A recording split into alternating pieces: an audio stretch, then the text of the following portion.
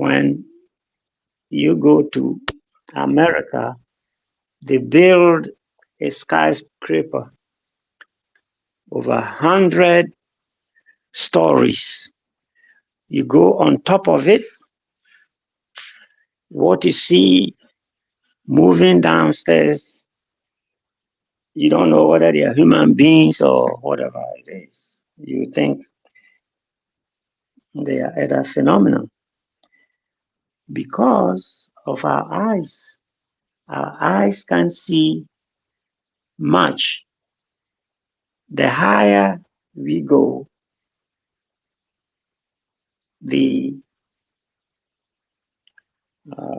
easy we can experience what is going on Earth.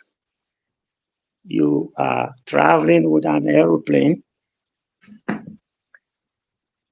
and you don't see anything. You know, you may be lucky to see the certain parts of the Earth, like all the trees, all the Earth becomes one to some extent. So to be able to differentiate, sometimes we think we have the power to do that. Of course, we have some sort of power, but the higher we go, then we can see that we don't have the power to see what is on Earth or what we see on Earth. That's my explanation. Thank you so much for that. Would you like to tell me at what point did you made up your mind that you were going to write this book? Is there anything that could have triggered you or made you to make that upon which you make the decision? Yes, I grew up in a Methodist mission, and always in the morning we were asked to wake up and pray and praise God. Do you know that telling a story is one of the most powerful ways to connect with your audience? Do you know that the human brain processes story much more easily and quickly than facts and figure? Stories are a great way to engage your audience, get them interested in your products and services, and inspire them to take action.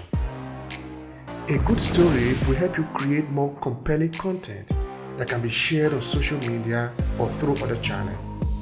And it's not just about telling a compelling story, it's also about knowing how to tell it effectively. Now, do you want to better connect with your audience?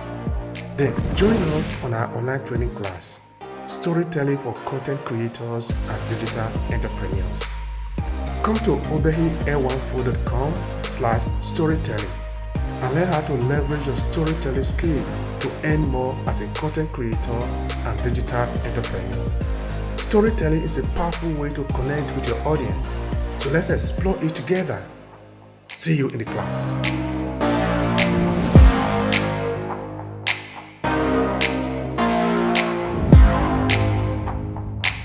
For the breath that we have from Him and all that. And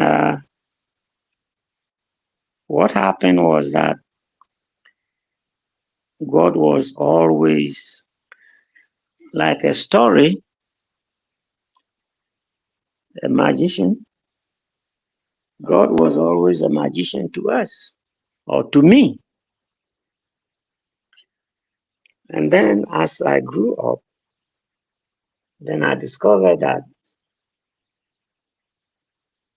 in fact, God is more than a magician, but she or he gave us certain things, certain powers. And when I was in college, I meditated on this difference, what God has been able to do for me or for my family. And I began to compare families. I saw poor families, very poor families, very, very poor families who lack the essentials of living, food, sleeping place, and clothing. So I was able to differentiate them. And of course, my language, Zema, gave me the clue that the god of Zema is a woman and not a man. Although in my elementary school class of religion or catechism, we always praise God as a man. But sometimes we read the Bible and it talks about a jealous God, angry God, this. And people think that that God is a personal God. Well, if it's a personal God, I don't know what it is. What is the meaning of a personal God? I don't know what it is. I know God, community God, to the extent that the difference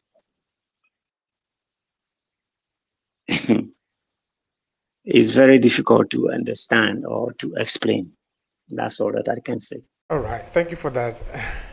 I appreciate the, the decision that you made to tackle this argument, because this is something that people don't talk about often, and we think they are self-explanatory. They are not self-explanatory at all. We need to talk about them, and because it's also our experience that we're talking about. It's also the way we view things, the way we see things, the way we perceive reality. If we don't explain it, other people, of course, will be explaining it for us. And at that time, it is not going to be in our interest, unfortunately. All right. You did say that the god of Inzima is a woman.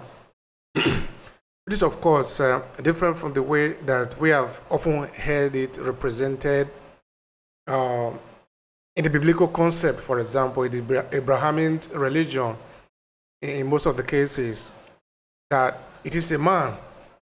And this man is a white man, not just a man, but this man is is a white man. And this is how it is presented in the West, and that is how it is presented also in any society that is dominated by Western culture. And in this case, like in Africa, in Nigeria or in Ghana or in South Africa, in many other parts of Africa. Now, the question, why do you think it is important for God to have such human features as being a man or a woman? Why is it important for God to have that? Thank you for that question. Why? I don't know. But reasoning and sensing could be the core for seeing God as a man or God as a woman. Although the man is dominant, we see it from all angles because of the Western culture that we have been forced to accept. The thing is, does it really matter if God is a man, or does it really matter if God is a woman? No, it doesn't. But going to Humpty Dumpty, according to European folklore, Humpty Dumpty says what it is, and the whole society accepts it. But to me, I learned to appreciate what a woman can do, and I learned to appreciate what a man can do. Take, for instance, a woman and a man. And from our experience, the two of them, a man and a woman, which one dominates the other? I think it's the man who dominates the woman. And cultural experiences prove it. I haven't gone throughout the world to make a research on what I've just said, that the man dominates the woman. But of course, he does. It's only probably in a few societies,